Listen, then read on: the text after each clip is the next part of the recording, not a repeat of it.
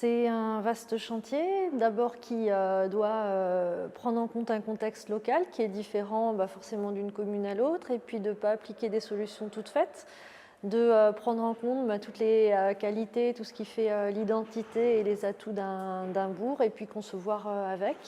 Et c'est encore plus compliqué quand on est en réhabilitation que quand on va construire du neuf ou quand on est en extension urbaine.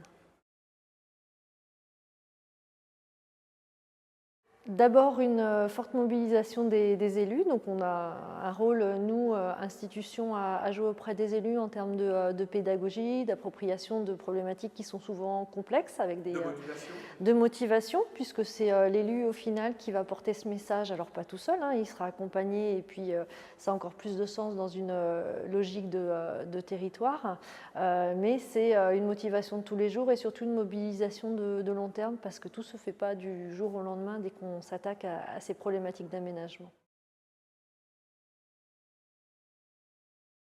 Alors, il y a rencontrer les usagers et les citoyens en place. Donc ça, c'est relativement facile, il y a un certain nombre d'outils de concertation qui existent, mais le plus compliqué, c'est nos usagers et citoyens potentiels, c'est-à-dire tous ceux qu'on aimerait bien accueillir.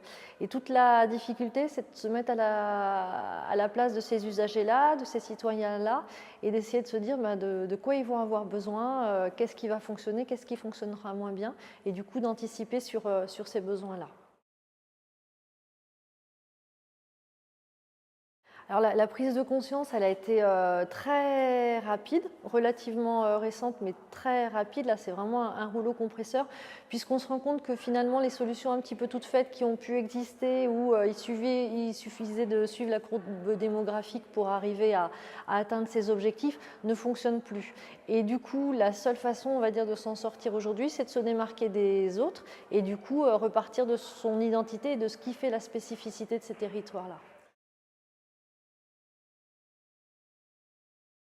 Alors, ils sont motivés par ces approches territoriales parce qu'en plus, ils ont affaire à des élus, à des partenaires qui sont extrêmement motivés, et d'ancrer leur projet sur une réalité de territoire, sur une identité, sur des atouts qui marquent cette spécificité. Ça fait aussi partie du cahier des charges de l'architecte aujourd'hui et puis de demain.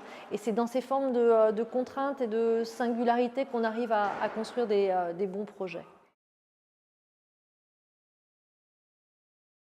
C'est une démarche globale parce qu'on ne fonctionne pas par tiroir, ni les usagers, ni les citoyens, et encore moins les élus, et que le projet il doit s'alimenter d'un tas de problématiques. On l'a vu, hein, des questions d'habitat, d'espace public, de sociologie, de lien social, de commerce, d'emploi évidemment, d'infrastructures, et c'est tout ça qu'il faut arriver à combiner ensemble.